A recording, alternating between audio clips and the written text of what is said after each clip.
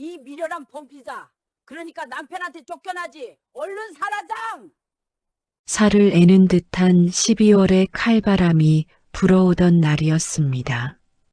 내 이름은 오지은, 오늘부로 10년을 바쳐온 이 집에서 쫓겨나는 신세가 되었습니다. 내 손에 들린 건 바퀴가 고장나 덜덜거리는 낡은 캐리어 하나뿐이었습니다. 결혼할 때 해왔던 혼수들은 이미 낡아버려진 지 오래였고 내 청춘도 이 집 구석구석에 묻혀 사라져버렸습니다.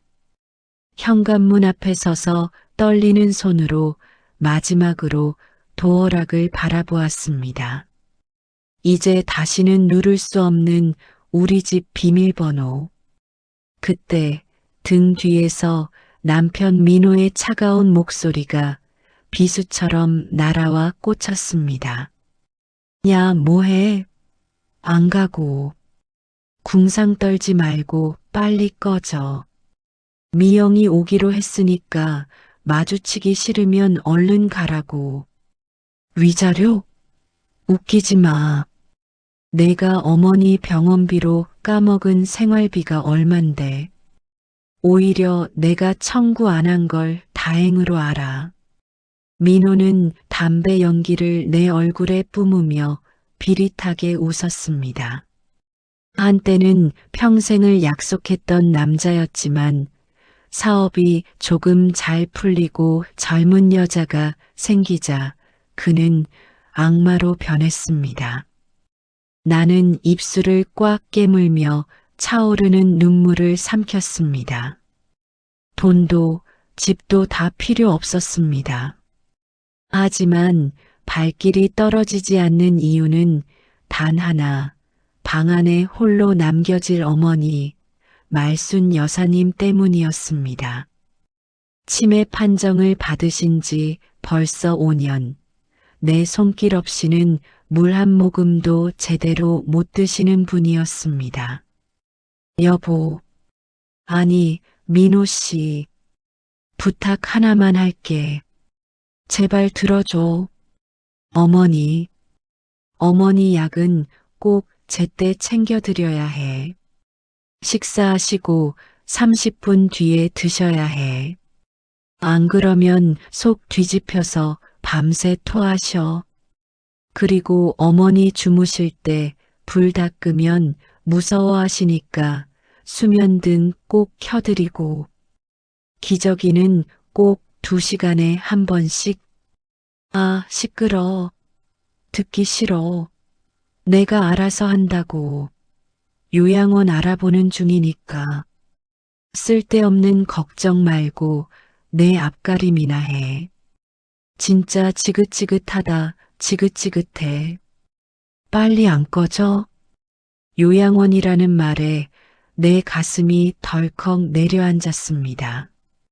어머니는 정신이 맑으실 때마다 내 손을 잡고 죽어도 요양원은 싫다, 내 집에서 죽고 싶다고 애원하셨던 분입니다. 치매가 와서 정신을 놓으신 와중에도 낯선 곳에 대한 공포는 어린아이처럼 컸습니다. 내가 없으면 누가 어머니의 대소변을 받아내고 누가 어머니의 젖은 몸을 닦아줄까요? 생각만 해도 가슴이 미어지는 것 같았습니다. 민호는 내 말을 자르며 현관문을 쾅 닫고 들어가 버렸습니다.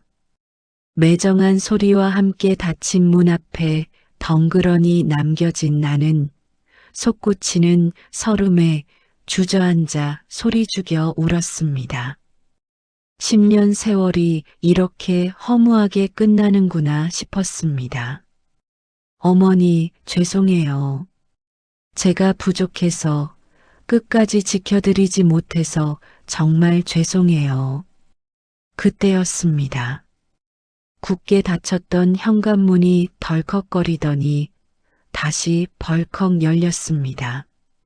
다급한 발소리와 함께 누군가 뛰어나왔습니다.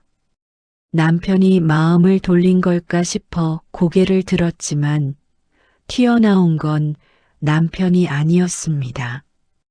하얀 내복 바람에 맨발, 산발한 머리의 시어머니였습니다. 얼굴에는 아까 드신 밥풀이 묻어 있고 눈동자는 초점 없이 흔들리고 있었지만 나를 찾는 그 몸짓만은 필사적이었습니다.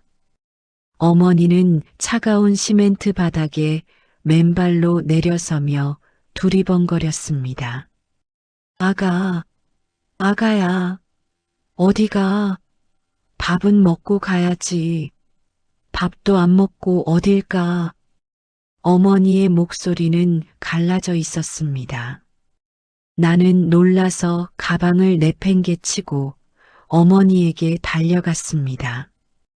얼음장 같은 발이 눈에 들어와 내 신발을 벗어 신겨드리려 했지만 어머니는 막무가내였습니다. 왜 나오셨어요? 추운데. 이러다 감기 드세요. 민호 씨 뭐 하는 거야? 어머니 나오시는데 안 말리고. 그때 뒤따라 나온 민호가 인상을 찌푸리며 어머니의 팔을 거칠게 잡아 끌었습니다. 어머니의 얇은 팔뚝이 부러질 듯 휘청거렸습니다. 아, 진짜 노인네가 왜 이래. 쪽팔리게 동네 사람들 다 보게. 들어가요 좀. 야, 너 빨리 안 꺼져? 너 때문에 엄마가 흥분한 거 아냐? 민호의 손에 끌려가면서도 어머니는 내 쪽으로 손을 뻗어 허우적거렸습니다. 마치 낭떠러지로 떨어지는 자식을 잡으려는 어미처럼 처절했습니다. 어머니의 손에는 무언가 회색 뭉치가 들려 있었습니다. 그것은 어머니가 평소 보물단지라며 장롱 깊숙이 숨겨두었던 올이 다 풀리고 구멍이 숭숭 난 낡은 캐시미어 가디건이었습니다. 너무 낡아 걸레로도 못 쓸 것 같은 그 옷을 어머니는 내 가슴팍에 억지로 쑤셔 넣었습니다. 가져가. 이거 가져가. 밖에 춥다. 이거 입어. 아가, 춥지 마라. 춥지 마. 순간 어머니의 초점 없는 눈이 또렷하게 나를 응시했습니다. 그 눈빛은 치매 환자의 것이 아니었습니다. 10년 전 부모 없는 내가 처음 시집 왔을 때 우리 집에 와줘서 고맙다며 내 손을 잡아주던 그 따뜻한 시어머니의 눈빛이었습니다. 어머니는 알고 계셨던 걸까요? 내가 다시는 돌아오지 못할 길을 떠난다는 것을, 자신의 아들이 나를 내쫓았다는 것을 말입니다.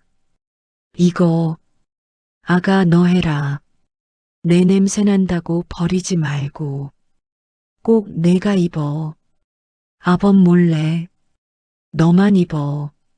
알았지? 꼭 너만 입어. 어머니는 내 손을 꽉 쥐었다가 놓았습니다. 손에 쥐어진 가디건에서는 퀴퀴한 조명 냄새와 어머니 특유의 파스 냄새가 섞여났습니다.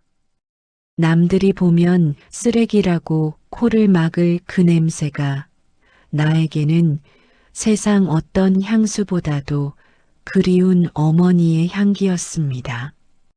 눈물이 왈칵 쏟아져 앞이 보이지 않았습니다. 어머니, 어머니, 제가 이거 어떻게 입어요? 어머니가 제일 아끼시는 거잖아요. 어머니, 저 잊지 마세요. 밥 꼭 챙겨 드시고요. 아유, 냄새나. 진짜. 야, 너 그거 가지고 꺼져라. 잘 됐네. 집에 냄새나는 쓰레기 하나라도 줄었으니. 엄마, 저런 걸 쟤한테 왜 줘? 쟤가 누군지나 알아? 이제 남이야, 남. 민호는 쯧쯧 혀를 차며 어머니를 강제로 집 안으로 끌고 들어갔습니다. 어머니는 질질 끌려가면서도 끝까지 고개를 돌려 나를 바라보았습니다. 닫히는 문틈 사이로 어머니의 절규가 들려왔습니다. 아가, 옷 입어. 춥다. 철컥. 도어락 잠기는 소리가 내 심장에 사형 선고처럼 울렸습니다. 매서운 바람이 다시 귓가를 때렸습니다. 다시 혼자가 되었습니다. 나는 눈물 젖은 얼굴로 어머니가 준 가디건을 내려다보았습니다. 군데군데 좀이 쓸어 구멍이 나고 소매 끝은 다 해져 실밥이 덜렁거리는 회색 가디건. 시장통 좌판에서 몇천 원이면 살 법한 안 잊어도 안 입을 이 낡은 옷이 어머니가 내게 준 마지막 선물이었습니다. 민호 씨 말대로 이건 쓰레기일지도 모릅니다. 하지만 나에게는 10년 시집살이의 퇴직금이자 유일하게 받은 사랑이었습니다. 그래도 어머니 온기라고 생각할게요. 어머니 냄새라고 생각하고 제가 입을게요. 나는 덜덜 떨리는 손으로 패딩 점퍼 안에 그 얇고 낡은 가디건을 껴입었습니다. 차가운 바람이 옷깃을 파고들었지만 가디건이 닿은 가슴께만은 이상하게도 뜨거웠습니다. 마치 어머니가 등 뒤에서 나를 안아주고 계신 것만 같았습니다. 가스란 감촉이 살에 닿았지만 그마저도 어머니의 거친 손길 같아 눈물이 멈추지 않았습니다. 캐리어를 다시 끌고 골목길을 내려오는데 자꾸만 뒤를 돌아보게 되었습니다. 2층 안방 창문, 커튼 뒤에서 누군가 나를 지켜보고 있는 것 같았습니다. 눈물이 앞을 가려 세상이 뿌옇게 번졌습니다. 나는 그때는 꿈에도 몰랐습니다. 이 낡아빠진 가디건 속에 어머니가 평생을 바쳐 지켜온 엄청난 비밀이 숨겨져 있다는 사실을요. 그리고 그 비밀이 벼랑 끝에 선 내 인생을 송두리째 바꿔놓을 것이라는 사실을 말입니다. 그저 나는 쫓겨난 며느리였고 내 몸에 걸쳐진 건 치매 노인이 준 넝마 조각 하나뿐이었습니다. 하지만 그 넝마는 세상에서 가장 따뜻하고 무거운 갑옷이었습니다. 차가운 겨울바람 속으로 나는 비틀거리는 걸음을 옮겼습니다. 어디로 가야 할지 막막했지만 가슴속에 품은 어머니의 온기 하나만 믿고 걸었습니다. 드르륵, 드르륵. 바퀴 빠진 낡은 캐리어가 거친 아스팔트 바닥을 긁는 소리가 오늘따라 유난히 처량하게 고막을 때렸습니다. 살을 애는 듯한 칼바람이 불어오는 12월의 서울거리. 세상은 온통 크리스마스 장식으로 화려하게 반짝이고 있었습니다. 딸랑딸랑 울려 퍼지는 구세군의 종소리, 팔짱을 낀 연인들의 행복한 웃음소리, 가게마다 흘러나오는 경쾌한 캐럴까지. 그 소란스럽고 찬란한 축제의 한복판에서 나는 마치 투명 인간이라도 된 것만 같았습니다. 아니, 아름다운 세상이라는 그림 위에 잘못 떨어져 버린 더럽고 잿빛인 얼룩 같았습니다. 패딩 점퍼 틈새로 파고드는 한기는 뼛속까지 시려와 몸을 떨게 했지만 사실 몸보다 더 추운 것은 마음이었습니다. 10년. 강산도 변한다는 그 긴 세월을 송두리째 바쳐온 내 가정이 내 피와 땀이 서린 보금자리가 신기루처럼 한순간에 사라져버렸습니다. 남은 건 고작바퀴 고장난 캐리어 하나와 내 몸을 넝마주의처럼 감싸고 있는 이 낡은 가디건 뿐이었습니다. 지나가는 사람들의 시선이 너무나 두려웠습니다. 헝클어진 머리카락, 울어서 퉁퉁 부은 눈, 촌스러운 행색의 여자가 질질 끌고 가는 초라한 캐리어 소리. 누군가 뒤에서 손가락질하며 수군거리는 것만 같아 자꾸만 고개가 땅으로 처박혔습니다. 어디로 가야 할까? 친정은 이미 오래전에 없었습니다. 친구들에게 연락하기에는 내 꼴이, 내 처지가 너무나 비참했습니다. 주머니 속 핸드폰을 켜보니 배터리는 15%. 핸드폰이 위태롭게 깜빡입니다. 민호, 그 인간은 내 명의로 된 카드마저 모두 정지시켰을 게 뻔했습니다. 지갑 깊숙한 곳에 꼬깃꼬깃 숨겨두었던 비상금 현금 15만 원, 그것이 내 전 재산이었습니다. 발길 닿는 대로 좀비처럼 걷다 보니 어느새 화려한 대로변을 지나 어두침침한 뒷골목에 다다랐습니다. 달방 있음 대실 환영, 장기 투숙, 따위에 문구가 적힌 붉은 네온 사인이 음습하게 깜빡거리는 여관 골목. 술에 취해 비틀거리는 취객들, 골목 어귀에서 짙은 화장을 하고 담배를 피워 무는 여자들.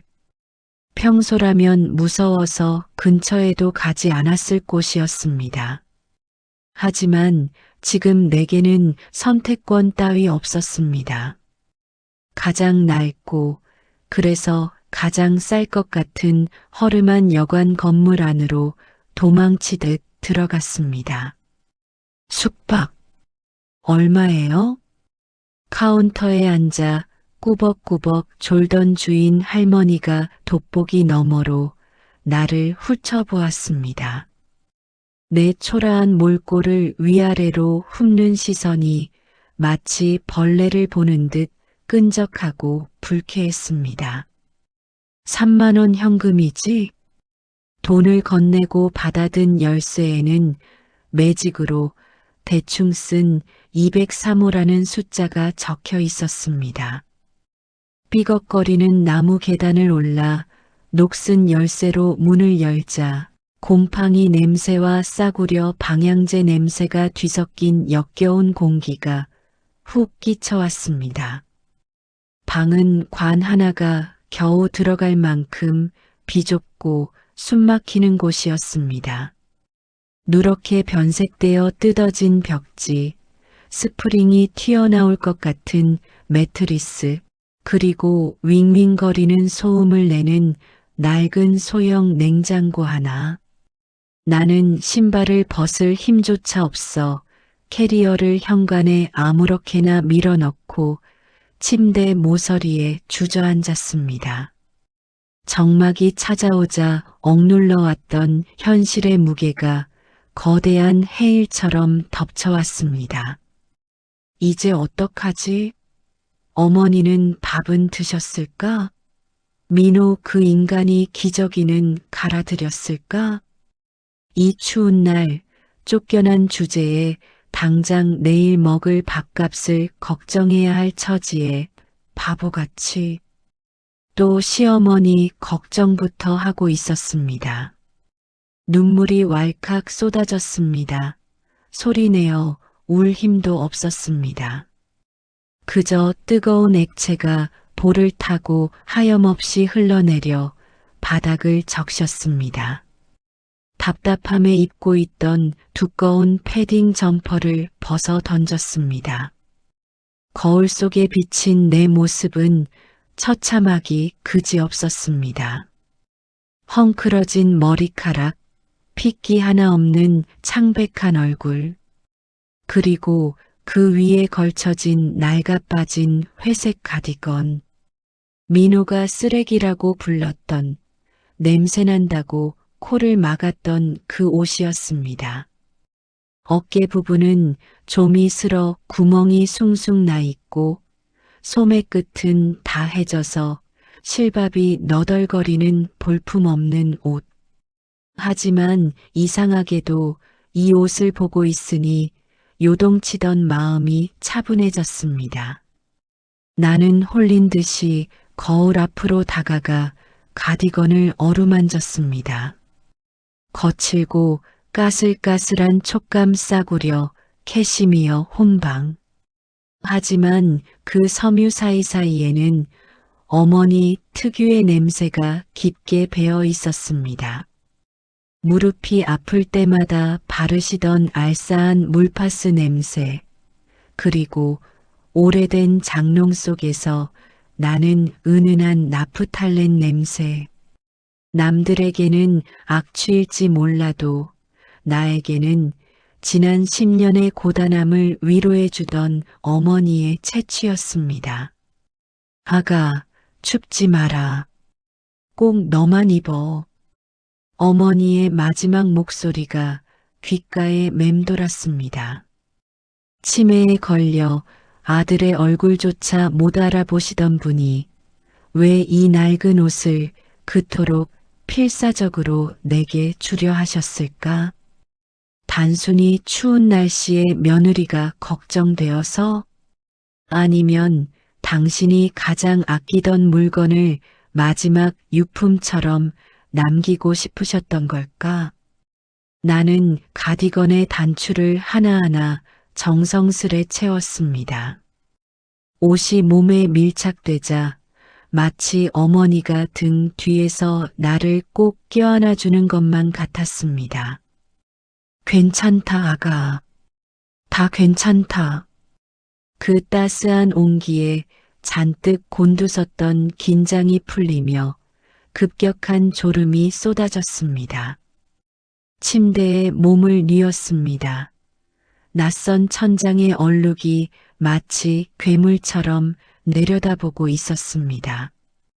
불안해서 잠이 올 것 같지 않았는데 가디건을 입고 있다는 사실만으로도 묘한 안도감이 들었습니다. 가디건 자락을 꽉 움켜쥐었습니다. 오늘 밤 이 옷이 나를 지켜줄 유일한 보호막이었습니다. 그때였습니다. 옆으로 누우면서 가디건의 오른쪽 주머니가 바닥에 눌리는 순간 무언가 딱딱하고 묵직한 이물감이 내 옆구리를 찔렀습니다. 아, 뭐야? 단추인가? 아니면 어머니가 드시던 사탕이라도 넣어두신 건가? 처음에는 대수롭지 않게 여겼습니다. 워낙 낡은 옷이라 안감이 뭉쳤을 수도 있다고 생각했습니다. 하지만 손을 대보니 느낌이 달랐습니다. 뭉툭하거나 둥글지 않았습니다. 각이 져 있었습니다. 그리고 꽤 묵직했습니다. 단순한 옷감 뭉치나 휴지 쪼가리가 아니었습니다. 나는 무거운 눈꺼풀을 억지로 들어 올리고 침대맡의 스탠드를 켰습니다. 탁! 어두침침한 방 안에 노란 불빛이 들어왔습니다. 나는 떨리는 손으로 가디건 오른쪽 주머니 안으로 손을 깊숙이 집어넣었습니다. 손끝에 닿는 감촉은 차가운 비닐이었습니다. 주머니 안감은 이미 다 뜯어져 있어 손은 옷의 안쪽 깊은 곳까지 들어갔습니다. 그 깊숙한 곳, 안감과 겉감 사이에 누군가 의도적으로 꿰매 놓은 듯한 비밀 공간이 있었습니다. 그곳에 그것이 있었습니다. 조심스럽게 끄집어낸 물건은 검은 비닐봉지로 칭칭 감겨 있었습니다. 그 위에는 다시 한번 투명 테이프가 아주 야무지게 붙어 있었습니다. 마치 누군가 절대 열어보지 못하게 봉인해 둔 것처럼 말입니다. 어머니 솜씨였습니다. 치매가 오기 전 살림. 하나는 똑소리 나게 꼼꼼하고 야무지던 어머니의 손길이 느껴졌습니다. 이게 뭐지? 심장이 쿵쿵 뛰기 시작했습니다. 마른 침을 꿀꺽 삼켰습니다. 단순한 쓰레기일 수도 있었습니다. 어머니가 병세가 심해지면서 이상한 물건을 숨기는 버릇이 생기셨으니까요. 먹다 남은 빵 조각이나 길에서 주운 돌멩이일 수도 있었습니다. 하지만 내 직감이 경고하고 있었습니다. 이건 그런 시시한 물건이 아니라고. 어머니가 제정신일 때 혹은 정신이 돌아온 찰나의 순간에 목숨 걸고 숨겨둔 무언가라고. 아범 몰래 너만 입어. 알았지? 꼭 너만 입어. 현관문 앞에서 어머니가 내 손을 부서져라 쥐어짜며 했던 말이 번개처럼 뇌리를 스쳤습니다. 그건 헛소리가 아니었습니다. 당부였습니다. 살려달라는 신호였습니다. 나는 떨리는 손톱으로 테이프 끝을 긁어내어 뜯기 시작했습니다. 지익. 고요한 방 안의 정적을 찢는 소리가 유난히 크게 울렸습니다. 검은 비닐을 한 겹 벗겨내자 그 안에는 신문지가 나왔습니다. 2018년 5년 전 날짜가 찍힌 누런 신문지였습니다. 신문지를 벗겨내자 이번에는 하얀 한지 같은 종이가 나왔습니다. 도대체 몇 겹을 싸놓으신 건가? 마지막 종이를 벗겨내자 마침내 그 정체가 드러났습니다.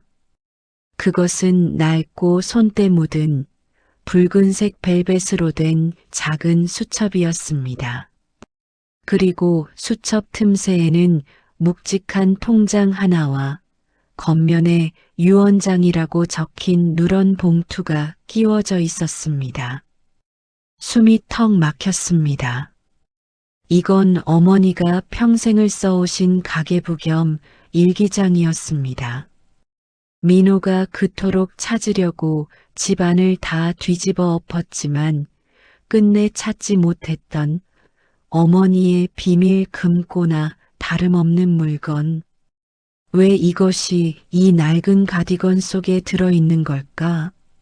나는 떨리는 손으로 붉은 수첩을 펼쳤습니다. 첫 장에는 삐뚤빼뚤하지만 힘있는 글씨체로 이렇게 적혀 있었습니다. 내 며느리 지은이에게 부디 이 어미를 용서해라. 글자를 읽는 순간 눈앞이 뿌옇게 흐려졌습니다. 떨리는 손으로 다음 장을 넘겼습니다. 오래된 종이 냄새가 훅 끼쳐왔습니다. 뒤로 갈수록 글씨체는 점점 정갈하고 힘있는 필체로 바뀌어 있었습니다. 그것은 치매 환자의 글씨가 아니었습니다. 2023년 5월 12일. 오늘도 약을 뱉어냈다. 민호놈이 가져온 약은 수면제가 아니다. 나를 미치게 만드는 약이다. 2023년 8월 20일. 며느리 지은이가 울면서 내 발을 닦아줬다. 불쌍한 것. 내 아들놈에게 시집와서 고생만 하는 내 딸. 2023년 11월 1일. 땅값이 올랐다는 소식을 들었다. 민호가 알면 당장 나를 요양원에 쳐넣고 땅을 팔아치우겠지. 지켜야 한다. 지은이를 위해서라도. 머리를 한 대 얻어맞은 듯 멍해졌습니다. 어머니는. 알고 계셨던 겁니다.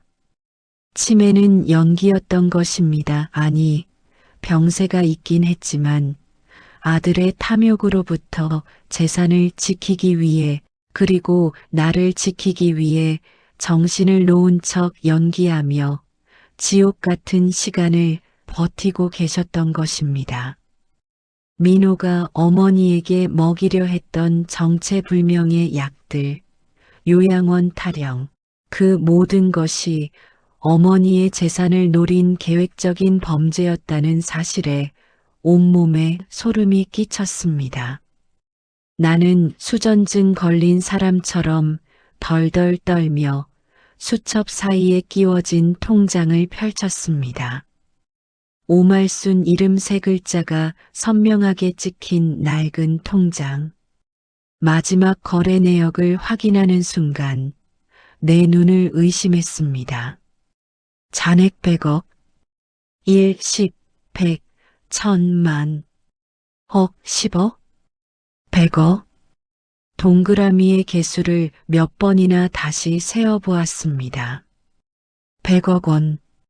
평생 만져보지도 못한, 아니 상상조차 해본 적 없는 천문학적인 액수였습니다.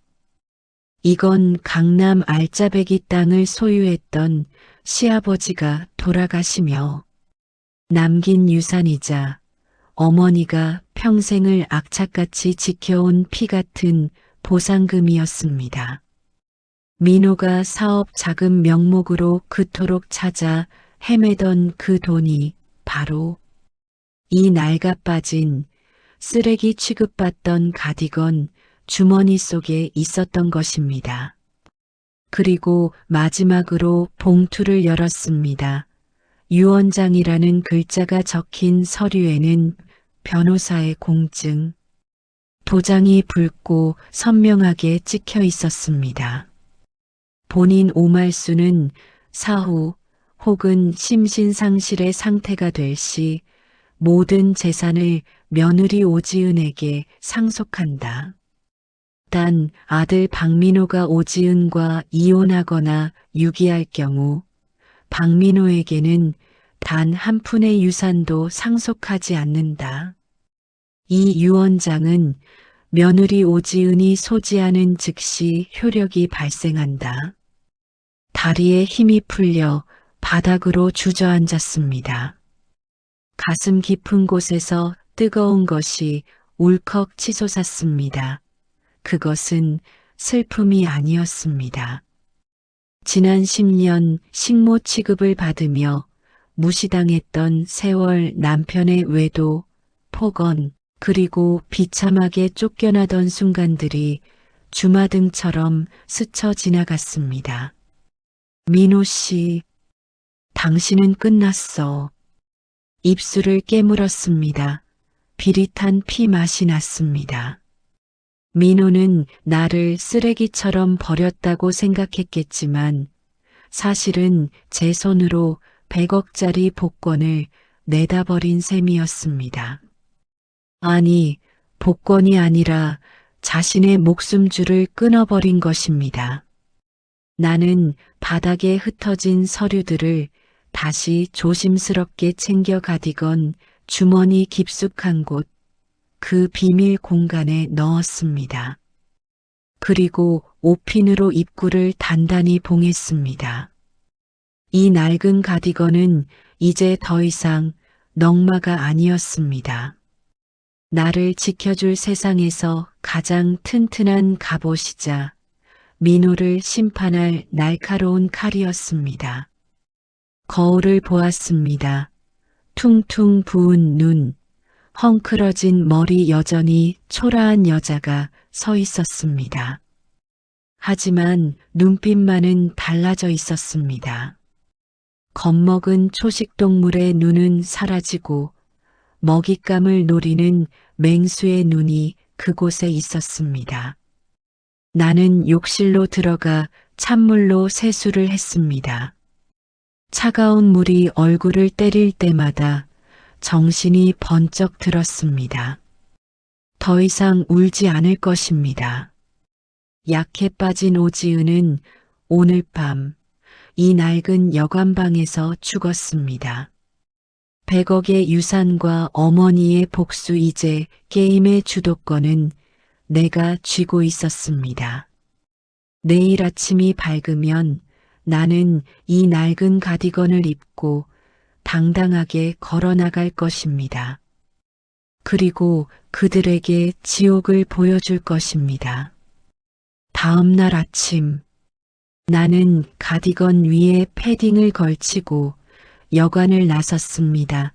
공기는 여전히 차가웠지만 내 발걸음에는 힘이 실려 있었습니다. 가장 먼저 들른 곳은 미용실이었습니다. 어떻게 해드릴까요? 다 잘라주세요. 아주 짧게. 바닥으로 툭, 툭 떨어지는 긴 머리카락과 함께 내 미련도 과거도 잘려나갔습니다. 거울 속에 드러난 낯선 단발머리의 여자 목선이 서늘하게 드러났습니다. 나는 입꼬리를 살짝 올려보았습니다. 기다려, 박민호. 그리고 당신이 끌어들인 그 여자. 내 집, 내 돈, 그리고 우리 어머니. 전부 다 되찾아올 테니까. 나는 핸드폰을 꺼냈습니다. 전원이 꺼져 있던 핸드폰을 켜자 부재중 전화 알림이 쏟아졌습니다. 전부 민호였습니다. 아마도 어머니가 없어진 걸 알았거나 뒤늦게 무언가 사라진 걸 눈치챈 모양이었습니다. 나는 조소하며 종료 버튼을 눌렀습니다. 이제 게임의 주도권은 내가 쥐고 있었습니다. 나는 또각또각 구두 굽소리를 울리며 택시를 잡았습니다. 목적지는 우리가 살던, 아니 내가 쫓겨났던 그 집이었습니다. 하지만 이번에는 쫓겨나러 가는 것이 아니었습니다. 그 집의 진짜 주인이 누구인지 알려주러 가는 길이었습니다. 택시가 익숙한 아파트 단지 정문으로 미끄러져 들어갔습니다. 불과 하루 전 낡은 캐리어 하나를 끌고 쫓겨나듯 걸어 나왔던 그 길. 차창 밖 풍경은 어제와 다를 바 없었지만 그 풍경을 바라보는 내 마음은 천지개벽 수준으로 달라져 있었습니다. 심장이 거칠게 뛰었습니다. 두려움 때문이 아니었습니다. 곧 마주하게 될 그들의 추악한 얼굴, 그리고 그것을 짓밟아 줄 짜릿한 희열 때문이었습니다. 나는 패딩 주머니에 손을 넣어 가디건 깊숙한 곳에 숨겨둔 유언장 사본을 다시 확인했습니다. 종이의 서늘한 감촉이 뜨거운 복수심을 차분하게 가라앉혀 주었습니다. 엘리베이터 거울 속 내 모습은 낯설게 느껴졌습니다. 목선이 드러나는 칼단발에 도끼가 서린 눈빛, 더 이상 예전의 순종적이고 주눅든 오지은은 없었습니다. 나는 붉은색 립스틱을 꺼내 입술에 발랐습니다. 마치 전투에 나가는 장수가 투구를 쓰듯 비장한 의식이었습니다. 딩동. 현관문 벨을 눌렀습니다. 심장이 쿵 하고 내려앉는 소리가 들리는 듯 했습니다. 잠시 후 인터폰 너머로 낯선 여자의 목소리가 들려왔습니다. 누구세요? 미영이었습니다. 민호가 끌어들인 그 젊은 내연녀. 내 집에서 내 인터폰을 받고 있는 꼴이라니 역겨움이 치밀어 올랐습니다. 나는 아무 말 없이 카메라를 빤히 응시했습니다. 어머, 미친 거 아냐? 오빠, 그 여자 왔어. 어제 나간 그 여자.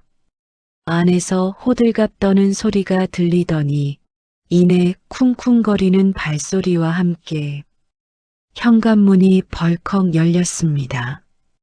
아, 오지은, 너 제정신이야? 여기가 어디라고 다시 기어들어와. 민호였습니다. 러닝 셔츠 차림에 잔뜩 구겨진 얼굴. 그 뒤로 내 앞치마를 두른 미영이 빼꼼히 고개를 내밀고 있었습니다. 집안에서는 내가 즐겨 끓이던 된장찌개 냄새가 풍겨왔습니다. 내가 일궈온 모든 일상을 저들이 뻔뻔하게 누리고 있었다는 사실에 피가 거꾸로 솟는 것 같았습니다. 나는 민호의 고함 따위는 들리지 않는다는 듯 그를 투명 인간 취급하며 구둣발로 현관을 넘어섰습니다. 아, 너 뭐 하는 거야? 신발 안 벗어? 당장 안 나가? 민호가 내 팔을 거칠게 잡아챘습니다. 나는 그 손을 매몰차게 뿌리치고 싸늘하게 쏘아붙였습니다. 손 치워. 더러우니까. 내 목소리는 내가 듣기에도 소름 끼칠 만큼 차갑고 낮았습니다. 민호는 처음 보는 내 눈빛과 기세에 눌려 순간 멈칫했습니다. 바뀐 헤어스타일, 달라진 분위기. 그는 눈앞의 여자가 자신이 알던 오지은이 맞는지 혼란스러운 눈치였습니다. 나는 거실로 걸어 들어가 소파 상석에 다리를 꼬고 앉았습니다. 마치 이 집을 방문한 귀빈이라도 된 듯 여유로운 태도였습니다. 반면 민호와 미영은 내 기세에 눌려 거실 한복판에 어정쩡하게 서 있었습니다. 너 진짜 미쳤어? 여기가 내 안방인 줄 알아? 민호가 다시 윽박질렀지만 목소리 끝이 미세하게 떨리고 있었습니다. 내 안방 맞아. 그러니까 신발 신고 들어왔지. 나는 코웃음을 치며 핸드백에서 유언장 사본을 꺼내 탁자 위에 던지듯 올려놓았습니다. 읽어봐. 내 엄마가 남긴 진짜 유언장이니까. 민호는 의심스러운 눈초리로 서류를 집어들었습니다. 처음에는 코웃음을 치며 대충 훑어보던 그의 눈이 점점 커지더니 이내 경악으로 물들었습니다. 종이를 쥔 그의 손이 사시나무 떨듯 떨리기 시작했습니다. 이게 무슨 말도 안 돼. 엄마가 전 재산을 너한테? 그는 믿을 수 없다는 듯 소리를 질렀습니다. 옆에 있던 미영이 서류를 훔쳐보다가 입을 다물지 못했습니다. 100억? 그리고 상속인 오지은. 말도 안 돼. 이거 조작이지? 내가 꾸민 거지? 치매 노인네 구워 삶아서 가짜 도장 찍게 한 거잖아. 민호가 서류를 내팽개치며 달려들 기세였습니다. 나는 눈 하나 깜짝하지 않고 그를 올려다보았습니다. 조작? 변호사 공증까지 마친 서류야. 어머니 정신 멀쩡하실 때 작성하신 거고. 나는 자리에서 일어나 천천히 그에게 다가갔습니다. 그리고 거기 마지막 조항 똑바로 읽었어? 아들 박민호가 며느리를 유기할 경우 단 한 푼도 상속하지 않는다. 어제 내가 나를 내쫓은 그 순간 넌 상속 자격을 영원히 박탈당한 거야. 민호의 얼굴이 흙빛으로 변했습니다. 그제야 깨달은 듯 했습니다. 자신이 무슨 짓을 저질렀는지 100억을 제 발로 차버리고 빈털터리가 된 현실을 말입니다. 지은아, 여보, 내가 잠깐 미쳤었나 봐. 알잖아. 사업 때문에 스트레스 받아서. 민호가 비굴하게 웃으며 내 손을 잡으려 했습니다. 나는 그 역겨운 손을 쳐내고 싸늘하게 명령했습니다. 역겨우니까 그 입 다물어. 그리고 현관문을 가리켰습니다. 나가. 당장. 뭐? 야, 그래도 내가 내 남편인데. 남편? 너 어제 나한테 뭐라고 했어? 이제 남이라고 했잖아. 쓰레기 취급하며 내쫓았잖아. 똑같이 해줄게. 나가라고. 내 고함에 집안이 쩌렁쩌렁 울렸습니다. 미영은 구석에서 겁에 질려 울먹이고 있었습니다. 오빠, 우리 이제 어떡해? 너도 나가. 내 앞치마 벗어두고 당장 내 집에서 꺼져. 나는 두 사람을 현관 쪽으로 몰아붙였습니다. 민호는 뭐라도 챙겨야겠다는 듯 안방으로 뛰어가려 했지만 내가 앞을 가로막았습니다. 빈손으로 나가. 어제 나한테 그랬던 것처럼 입고 있는 옷 빼고는 양말 한 짝도 못 가져가. 아, 오지은, 너 진짜 이럴 거야? 내가 잘못했다니까. 한 번만 봐줘. 민호가 애원하며 매달렸지만 내 눈에는 그저 살려달라고 꾀꾀거리는 돼지 한 마리로 보일 뿐이었습니다. 나는 있는 힘껏 민호와 미영을 현관문 밖으로 밀어냈습니다. 그리고 그들이 무어라 소리칠 틈도 없이 철제 현관문을 쾅 닫아버렸습니다. 철컥. 도어락 잠기는 소리가 경쾌하게 울렸습니다. 어제는 사형 선고 같았던 그 소리가 오늘은 승전보처럼 들렸습니다. 밖에서 문을 두드리며 고래고래 소리 지르는 민호의 목소리가 들려왔지만 나는 인터폰 전원을 꺼버렸습니다. 고요가 찾아왔습니다. 나는 텅 빈 거실 한가운데 섰습니다. 어제까지만 해도 내 것이 아니었던 낯설고 차가웠던 공간이 이제야 비로소 온전히 나를 받아들이는 것 같았습니다. 다리에 힘이 풀려 소파에 주저앉았습니다. 승리감과 함께 엄청난 피로가 몰려왔습니다. 나는 습관처럼 가디건을 꼭 움켜쥐었습니다. 까슬한 감촉이 손끝에 닿았습니다. 어머니, 보셨어요? 제가 해냈어요. 텅 빈 집에 내 목소리가 공허하게 울렸습니다. 하지만 나는 알고 있었습니다. 이 낡은 가디건을 통해 어머니가 지금 이 순간 나와 함께하고 계신다는 것을 폭풍이 휩쓸고 지나간 듯한 고요가 거실을 가득 채웠습니다. 민호와 미영이 남기고 간 악취를 지우기 위해 거실 창문을 활짝 열었습니다. 차가운 겨울바람이 밀려들어와 집안의 공기를 정화했습니다. 소파에서 몸을 일으켰습니다. 승리감에 도취되어 잠시 잊고 있었습니다. 가장 중요한 사람이 아직 보이지 않는다는 것을 어머니 조심스럽게 불러보았습니다. 대답이 없었습니다. 불안감이 엄습했습니다.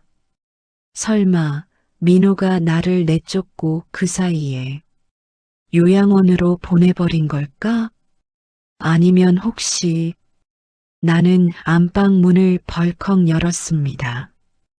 텅 비어 있었습니다. 미영이 어질러 놓은 화장품들만 굴러다닐 뿐이었습니다. 건너방, 서재, 화장실까지 샅샅이 뒤졌지만 어머니의 흔적은 어디에도 없었습니다.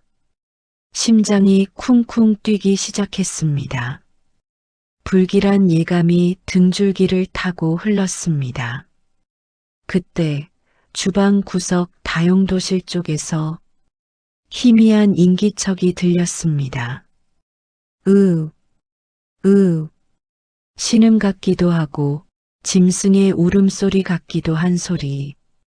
나는 다급하게 다용도실 앞으로 달려갔습니다. 평소 잡동사니를 넣어두던 그 좁은 공간의 문이 굳게 닫혀 있었습니다. 아니, 그냥 닫힌 게 아니었습니다. 밖에서 굵은 쇠사슬과 자물쇠로 잠겨 있었습니다. 이 미친 새끼, 욕설이 절로 튀어나왔습니다. 제 어미를, 100억 재산을 물려준 어미를 짐승처럼 가둬둔 것입니다. 나는 공구함을 찾아 미친 듯이 뒤져 쇠톱을 꺼냈습니다. 손이 떨려 톱날이 자꾸만 엇나갔습니다. 식은 땀이 비 오듯 흘렀습니다. 깡, 기익. 쇠가 갈리는 소리가 신경을 긁었지만 멈출 수 없었습니다. 한참을 씨름한 끝에 툭 하고 자물쇠가 끊어졌습니다. 철문을 열어젖히자 코를 찌르는 악취가 훅 끼쳐왔습니다. 배설물 냄새, 곰팡이 냄새, 그리고 썩은 음식 냄새. 빛조차 제대로 들지 않는 그 좁은 창고 구석에 쪼그리고 앉은 작은 형체가 있었습니다. 어머니였습니다. 헝클어진 백발, 며칠은 굶은 듯 앙상하게 마른 몸, 바닥에는 먹다 남은 빵 부스러기와 페트병 하나가 뒹굴고 있었습니다. 민호는 자신의 어머니를 사육하고 있었습니다. 오직 돈이 어디 있는지 알아내기 위해 나는 바닥에 무릎을 꿇고 어머니를 끌어안았습니다.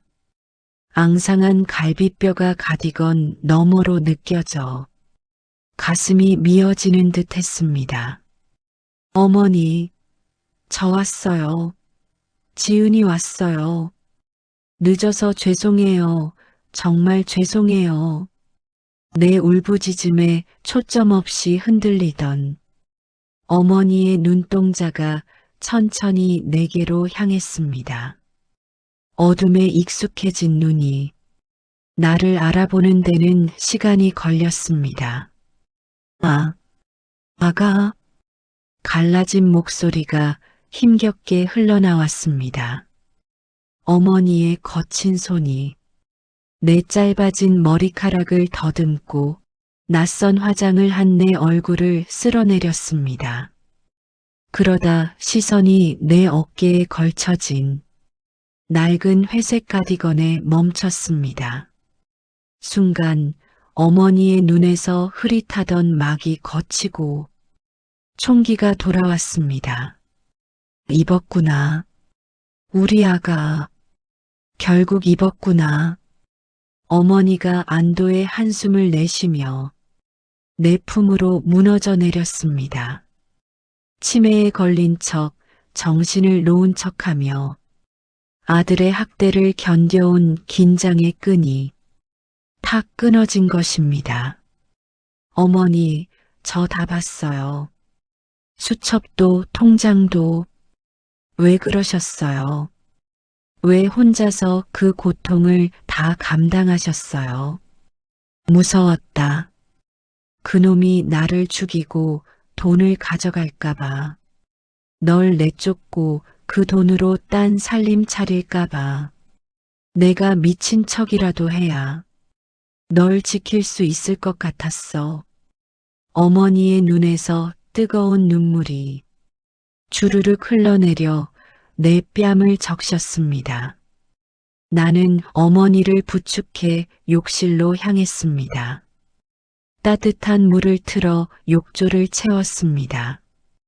거품을 내어 어머니의 앙상한 등을 닦아드렸다. 몸 구석구석에는 멍 자국과 욕창이 피어 있었습니다. 그 상처 하나하나가 민호의 죄목이었습니다. 이제 아무 걱정 마세요. 그 인간 제가 쫓아냈어요. 다시는 얼씬도 못하게 할 거예요. 따뜻한 물에 몸을 녹인 어머니는 아이처럼 평온한 표정을 지었습니다. 그래, 내 며느리 장하다. 내 딸 오지은.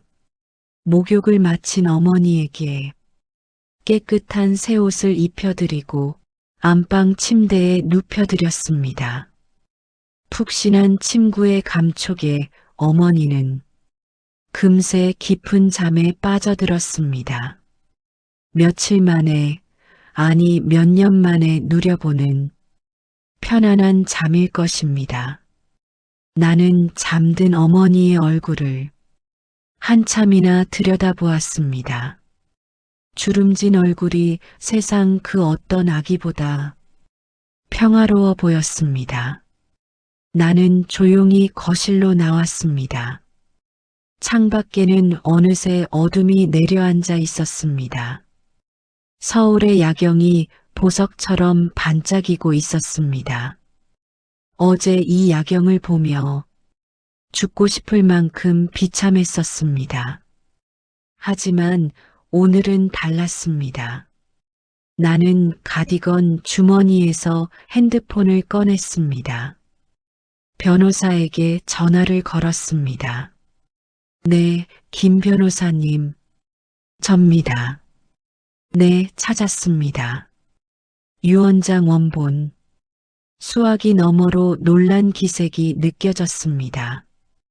그리고 박민호 씨에 대한 접근 금지 신청과 존속 학대 및 폭행 혐의로 형사 고소 진행해 주세요. 증거는 차고 넘치니까요. 통화를 마친 나는 핸드폰을 내려놓고 소파에 깊게 기댔습니다. 몸에 걸친 낡은 가디건이 여전히 나를 따뜻하게 감싸고 있었습니다.